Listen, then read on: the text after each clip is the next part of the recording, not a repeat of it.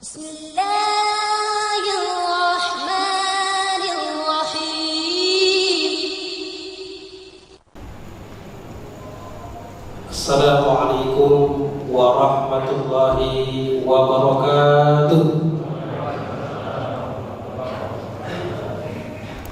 Innal hamdalillah nahmaduhu wa nasta'inuhu wa nastaghfiruhu wa natubu ilaih. May yahdihillahu fala mudilla lahu wa may yudlilhu fala hadiya lahu. Asyhadu an la ilaha illallah wahdahu la syarika lahu wa asyhadu anna Muhammadan abduhu wa rasuluhu la nabiyya ba'da.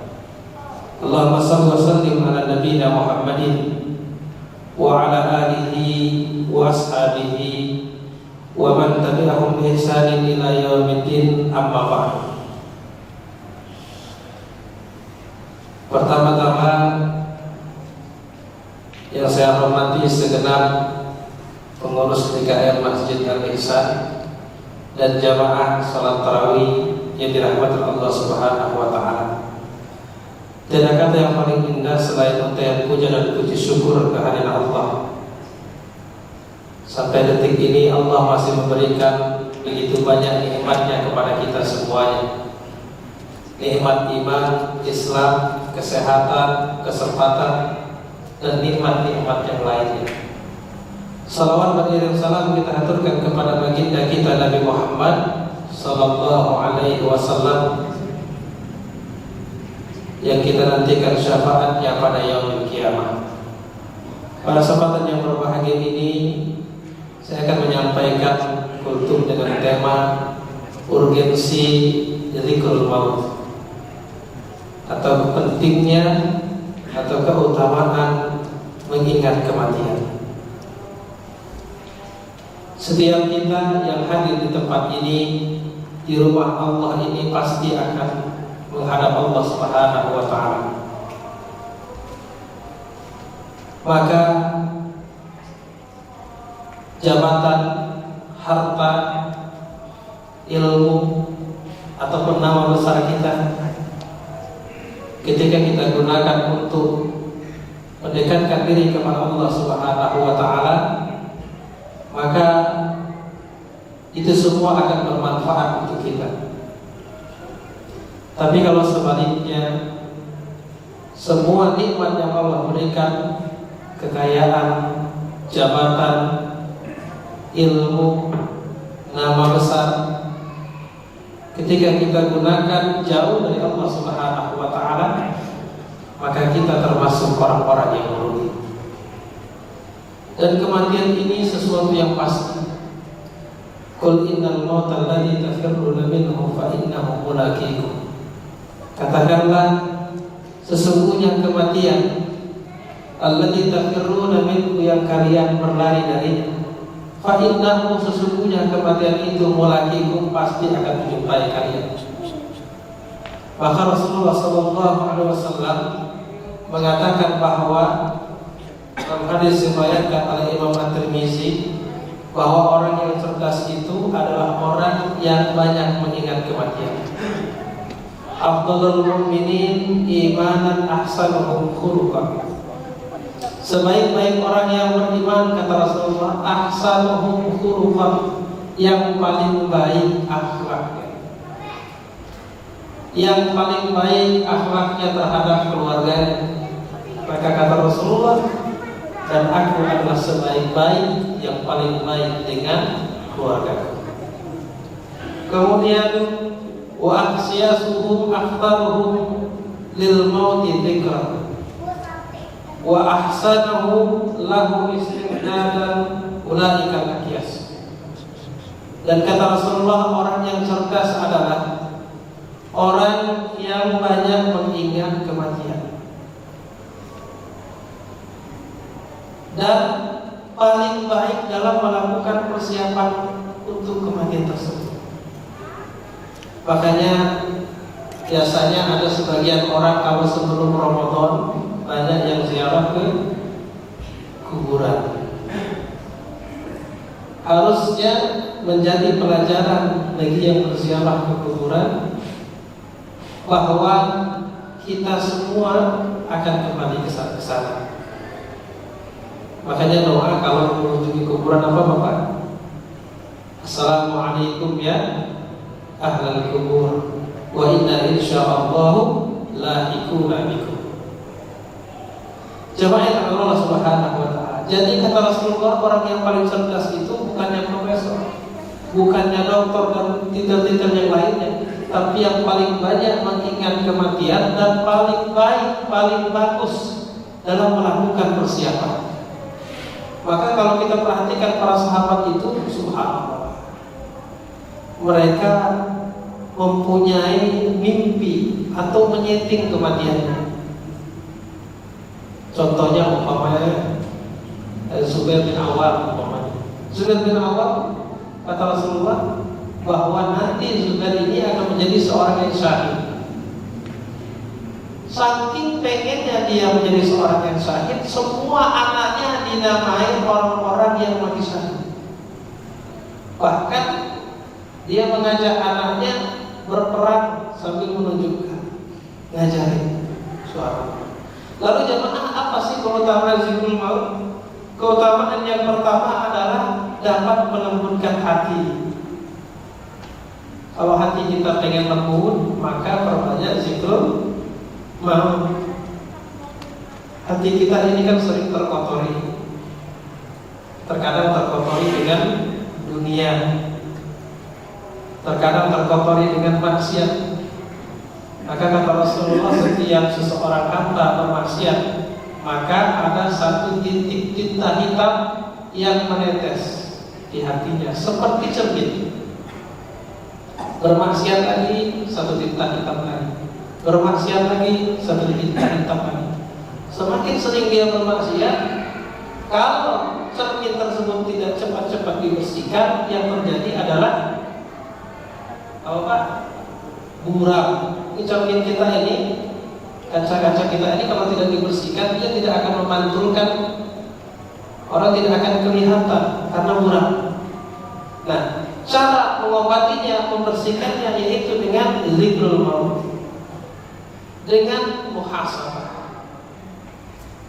Ini yang pertama. Jadi hatinya akan lembut. Kalau kira-kira kita kayaknya sholatnya sudah mulai gak khusyuk, agak kurang tenang sholatnya, nah mulai zikrul maut. Kemudian yang kedua, orang yang sering melakukan zikrul maut, dia akan semangat dalam melakukan ibadah.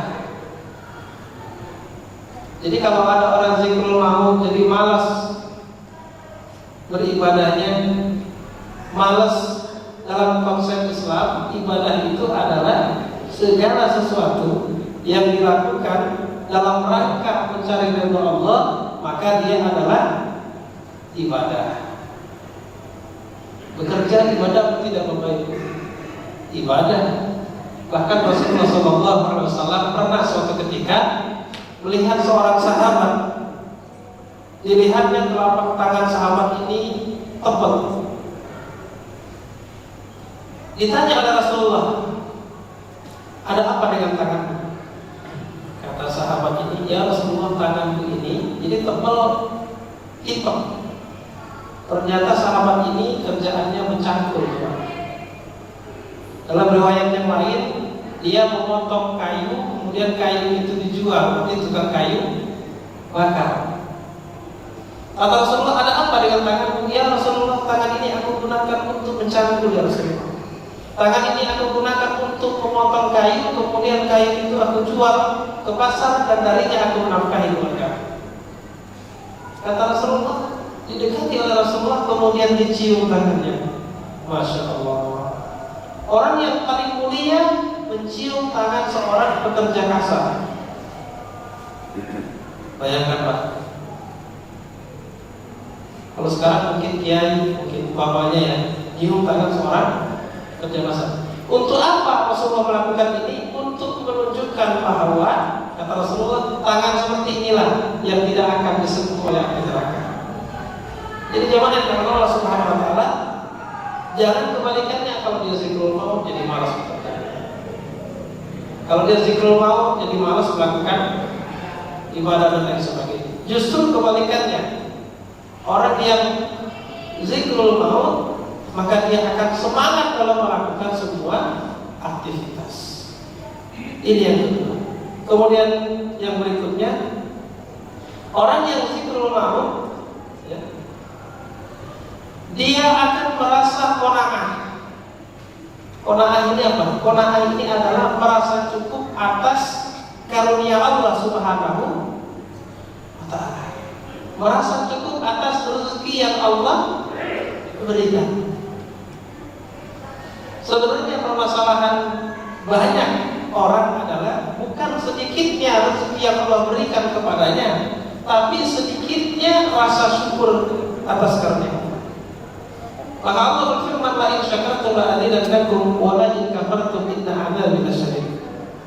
Kalau kita bersyukur akan nikmat Allah, Allah pasti, ini Allah berjanji dengan Allah. Perbanyaklah bersyukur, pasti Allah jamin dengan rezeki yang lain. Ini janji Allah.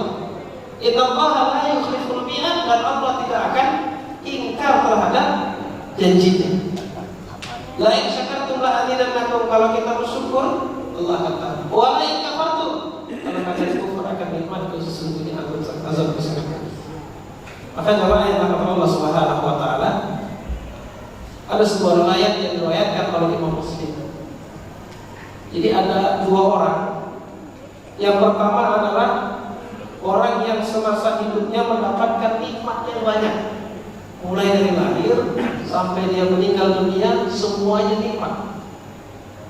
Kemudian orang ini dicelupkan ke neraka sebentar, sekilas diambil orang ini, dicelupkan ke neraka. Setelah itu ditanya, nikmat apa yang engkau rasakan selama hidup? Orang ini menjawab, ya Rabb, nikmat yang mana? Nikmat dari mana ya Rabb? Dia lupa dengan kenikmatan yang Allah berikan mulai dia lahir sampai dia meninggal dunia. Saking banyaknya nikmat, dia lupa karena saking dahsyatnya siksa api neraka. Kebalikannya ada orang yang kedua, orang yang diberikan kesengsaraan selama hidupnya, kemudian dicelupkan ke surga Allah, kemudian ditanya, kesengsaraan apa yang engkau rasakan selama hidupnya? Orang ini menjawab, kesengsaraan apa ya Rabb? Lupa dia kesengsaraannya selama hidup di dunia karena saking nikmatnya kehidupan surga Allah Subhanahu wa ta'ala. Dan yang terakhir, yang keempat, orang yang zikrul maut, dia akan merasa ringan atas semua beban kehidupan dia di dunia ini. Kenapa? Karena sakaratul maut itu dahsyatnya luar biasa. Ada riwayat yang menjelaskan sakaratul maut itu seperti burung yang dilemparkan ke kuali yang berisi dengan air yang panas mendidih. Rasa sakaratul maut seperti itu. Ada riwayat yang lain mengatakan seperti kambing yang dikuliti hidup-hidup. Dahsyatnya sakaratul maut. Nah, orang-orang yang mati syahid dia tidak akan merasakan sakaratul maut. Tapi jemaah yang Allah Subhanahu wa ta'ala, kita jangan bersedih. Ketika seseorang dia sakaratul maut dan dia sabar, dia melakukan ibadah selama hidupnya, maka sakaratul maut itu akan menjadi kafaratul dzunub. Apa itu kafaratul dzunub? Penggugur dosa-dosanya. Maka Rasulullah SAW bersabda, la yamutanna ahadukum illa wa huwa yusinu dzann billahi azza wa jalla. Janganlah sekali-kali kalian meninggal dunia kecuali dalam keadaan berbaik sangka kepada Allah Subhanahu wa ta'ala. Saya ringkas untuk saya ini ada 4 keutamaan orang yang zikrul maut. Dia senantiasa muhasabah. Yang pertama adalah melembutkan hatinya. Kalau hati kita keras, gersang, rasanya pun gak tenang. Kesini gak tenang, kesini gak tenang. Padahal gak ada penyebabnya. Bisa jadi itu ya, kita obati dengan zikrul maut. Kemudian yang kedua, orang yang zikrul maut akan semangat dalam beribadah.